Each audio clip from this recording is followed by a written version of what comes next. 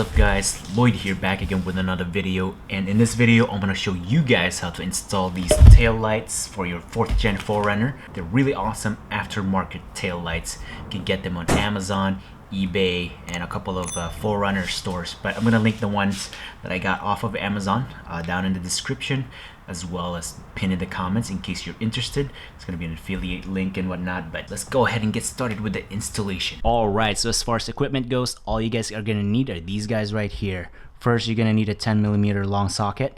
You can get this at your local hardware store or Amazon. I'll link it down in the description in case you're interested. And then a 1/4 inch ratchet. Again, I'll link it down in the description, Amazon and stuff like that in case you're interested. But you can also get them at a local hardware store.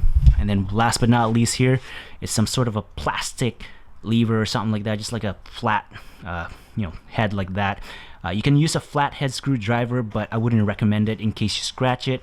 You scratch the paint and stuff like that, and then it'll rust, and then rain, and yeah, everything will just deteriorate. So avoid metal or steel and stuff, and use plastic. And then obviously you're gonna need your brand new tail lights right here. Okay, so first things first, we'll use our plastic pry tool to pop this plastic panel out to access the hardware and wires of the tail light. Just pop it out like that. Second is we're gonna need a ratchet and 10mm long socket, because if you look in here, you're gonna see two 10mm nut at the bottom and deep inside just at the top. And the top one is a bit tricky to get out, but it's doable. Now this part is optional, but if you want to make your life easier, I'd go ahead and just remove the electrical connector first so the wires don't get in the way. You can just remove these by hand. After that, just get in there with your tools and get a feel of it, and make sure you get it hooked, and then put some nice forceful twists and basically just unscrew it. Since this part is kind of long, it'll take a bit of time, but once you've loosened it enough, you can just use your fingers to unscrew the rest. Next is the bottom, same procedure as the top, pretty straightforward. After that, you're gonna need your plastic pry tool again, and just come down right here and basically just follow these spots where I'm prying them out. They will literally just pop out. And like I said, use a plastic pry tool, not metal, so you don't need to worry about any deep paint scratches that turns into a rust a couple of years later due to water damage. But once you're done, just pull it out like this. Alright, so next is just grab your new sequential tail light. This is pretty hard to miss, but just make sure you're matching it to the correct orientation. Left for the driver's side, right for the passenger side. But basically just insert the wires to the middle hole like what I was doing there. And make sure you're not pinching any of the wires. And just pop the new tail lights back in.